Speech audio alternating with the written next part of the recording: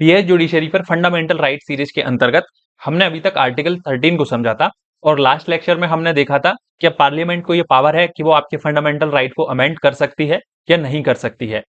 और उससे पहले जब हम आर्टिकल 13 को क्लॉज वाइज समझ रहे थे तो उसमें हमने कुछ डॉक्ट्रिन की चर्चा की थी।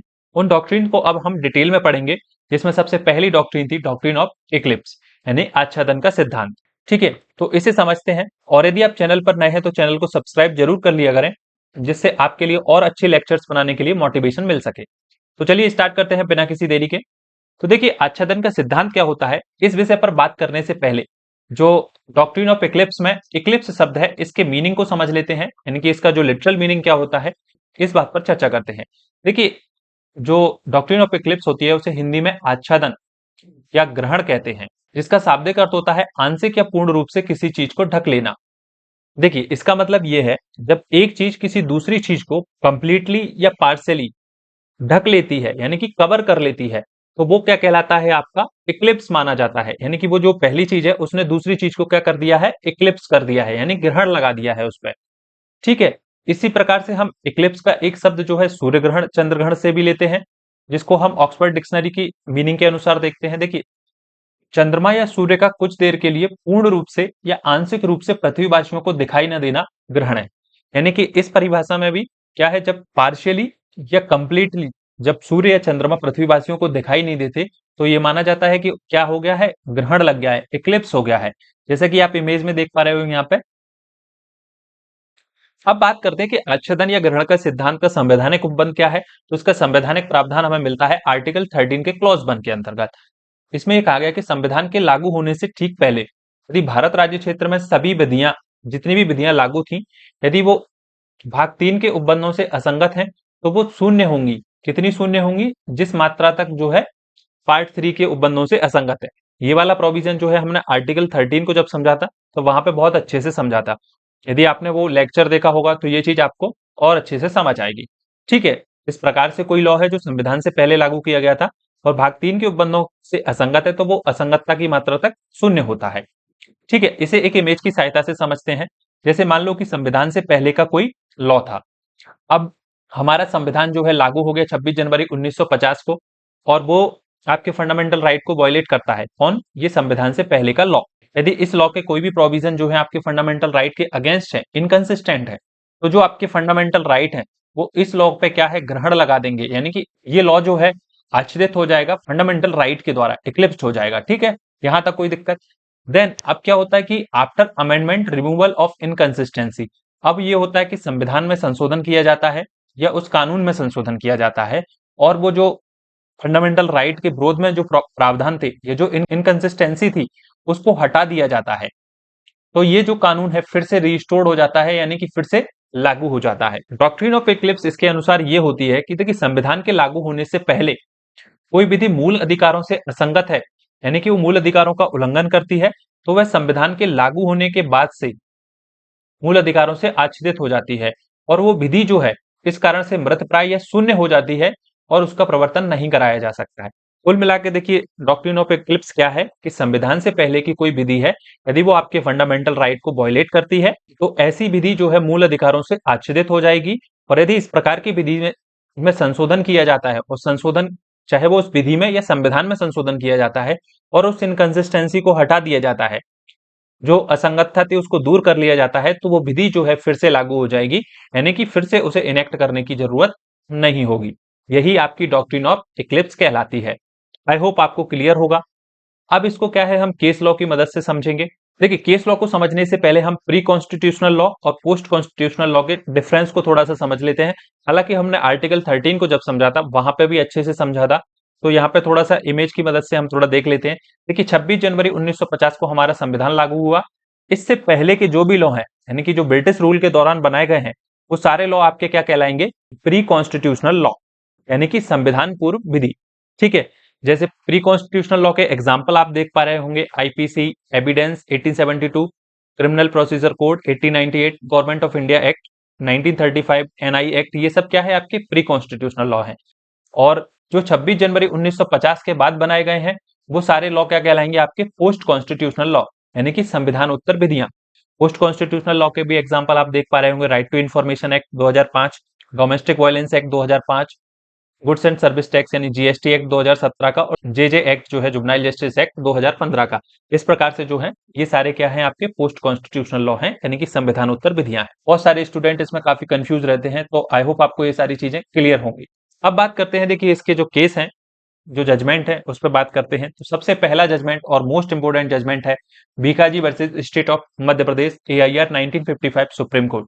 तो ये जो जजमेंट था, इसी में जो है हमारी डॉक्ट्रिन ऑफ इक्लिप्स पारित हुई थी, यानी कि भारत में पहली बार लागू की गई थी।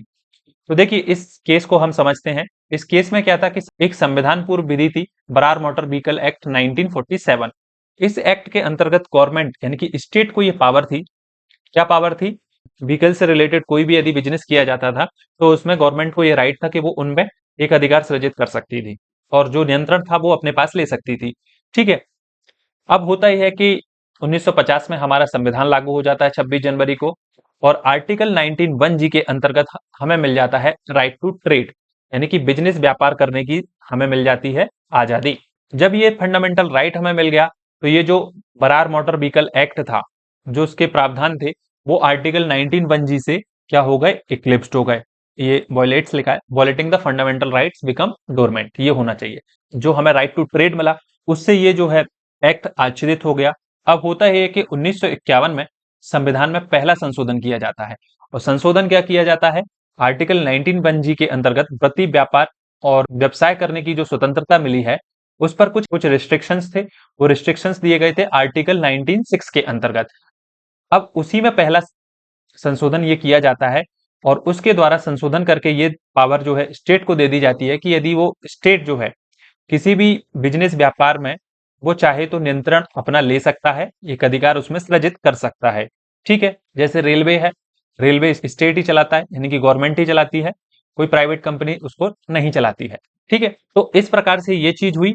तो अब हुआ ये कि जब ये फर्स्ट अमेंडमेंट हो गया संविधान के अंतर्गत, तो ये जो मोटर व्हीकल एक्ट था, बरार मोटर व्हीकल एक्ट 1947 का, 19(1) से जो विधि इक्लिप्स्ड हो गई थी, वो इक्लिप्स्ड हट गया, यानी कि जो आच्छादन था वो हट गया, और वो विधि जो है फिर से लागू हो गई। इसमें यह कहा गया कि यदि कोई संविधान पूर्व विधि है और वो मौलिक अधिकारों से असंगत है, क्या है, आपके मौलिक अधिकारों से असंगत है, तो ऐसी विधि शून्य नहीं होगी, बल्कि क्या होगी, निष्क्रिय हो जाती है, इनइफेक्टिव हो जाती है, डोरमेंट हो जाती है। और जैसे ही यदि उस विधि में संशोधन कर दिया जाता है और वो यानी इनकंसिस्टेंसी रिमूव कर दी जाती है, तो वो लॉ जो है फिर से रिवाइव हो जाता है। यही आपकी डॉक्ट्रिन ऑफ इक्लिप्स है। और ये चीज आपको अच्छे से ध्यान रखना है कि किस केस के अंतर्गत, किस जजमेंट में जो है डॉक्ट्रिन ऑफ इक्लिप्स को भारत के अंतर्गत लागू किया गया था। तो Bikaji versus state of Madhya Pradesh. अब प्रश्न आता है कि जो आच्छादन का सिद्धांत है, यानी कि जो डॉक्ट्रिन ऑफ इक्लिप्स है, वो क्या पोस्ट कॉन्स्टिट्यूशनल लॉ पर भी लागू होती है या नहीं। ठीक है। इस चीज पे अब हम चर्चा करते हैं। देखिए, इस पर सबसे पहले हम बात करें तो एक दीपचंद का एक मामला था, उसमें हालांकि इस संबंध में चर्चा की गई थी, पर उसमें कोई विशेष निर्णय जो है सुप्रीम कोर्ट के द्वारा नहीं दिया गया था। फिर एक मामला जो है सबसे इंपॉर्टेंट है पोस्ट कॉन्स्टिट्यूशनल लॉ के बारे में, state of Gujarat versus Shri Ambika mills 1974 supreme court. इस मामले में ये कहा गया था, देखिए संविधान के अंतर्गत जो हमें फंडामेंटल राइट मिले हैं, कुछ जो है हमें सिटीजन को मिले हैं, और कुछ नॉन सिटीजन प्लस सिटीजन दोनों को मिले हैं। तो सुप्रीम कोर्ट ने ये कहा कि देखिए कोई भी लॉ है, यदि वो संविधान के अंतर्गत प्रदत्त मौलिक अधिकारों का उल्लंघन करता है, यानी कि उन्हें उनसे इनकंसिस्टेंट है, तो वो लॉ यदि सिटीजन वाले फंडामेंटल राइट के संबंध में इनकंसिस्टेंट है, तो वो लॉ जो है केवल और केवल उन्हीं के द्वारा चैलेंज किया जा सकता है, यानी कि केवल सिटीजन ही उस चीज को चैलेंज कर सकते हैं, नॉन सिटीजन जो है उसको चैलेंज नहीं कर सकते हैं। किसके बेसिस पे, कि वो लॉ जो है इनकंसिस्टेंट है उनके फंडामेंटल राइट के। और आर्टिकल 19 के अंतर्गत जो आपको अधिकार मिले हैं, वो केवल और केवल किसको है, सिटीजन को है। और यदि इस प्रकार का कोई लॉ है जो आपके फंडामेंटल राइट को वायलेट करता है, उस संबंध में वो लॉ जो है वो केवल सिटीजन के संबंध में वॉइड होगा, ना कि नॉन सिटीजन के संबंध में, यानी कि नॉन सिटीजन के संबंध में वो लॉ फिर भी लागू रहेगा। और यदि इस प्रकार से कोई लॉ है और नॉन सिटीजन व्यक्ति ये कहता है कि उसके फंडामेंटल राइट का वायलेशन होता है जो केवल सिटीजन को मिले हैं, तो वो उसका लाभ नहीं उठा सकता है। ये सुप्रीम कोर्ट ने state of Gujarat versus Shri Ambika mills के मामले में कहा। तो यहां से जो है डॉक्ट्रिन ऑफ इक्लिप्स जो है पोस्ट कॉन्स्टिट्यूशनल लॉ पे लागू होती है। थोड़ा बैकग्राउंड बना, यानी कि थोड़ी सी एक नींव बनी। फिर आता है हमारा दुलारे लोध वर्सेस थर्ड एडिशनल जज कानपुर, 1985 का मामला था, सुप्रीम कोर्ट। इस मामले में होता क्या है कि एक लैंडलॉर्ड रहता है, वो टेनेंट के अगेंस्ट में, यानी कि मालिक जो है किराएदार के अगेंस्ट में एक सूट फाइल करता है एविक्शन के लिए। 1971 में उसके फेवर में डिक्री हो जाती है, और वो डिक्री जो है स्मॉल कॉजेस कोर्ट के द्वारा 1973 में अप्रूव कर दी जाती है। 1976 में इलाहाबाद हाई कोर्ट कुछ रूल्स बनाता है, और उस रूलिंग के द्वारा ये डिसाइड कर देता है कि इस प्रकार की जो डिक्री है वो इनवैलिड हो जाएंगी, नॉन एग्जीक्यूटेबल हो जाएंगी। जो रूलिंग जो है इलाहाबाद हाई कोर्ट ने दी, उसके अकॉर्डिंग जो डिक्री थी वो नॉन एग्जीक्यूटेबल हो गई। अब उसके बाद क्या होता है 1976 में, ये क्या है, सॉरी 1766 लिखा है, 1976 है ये।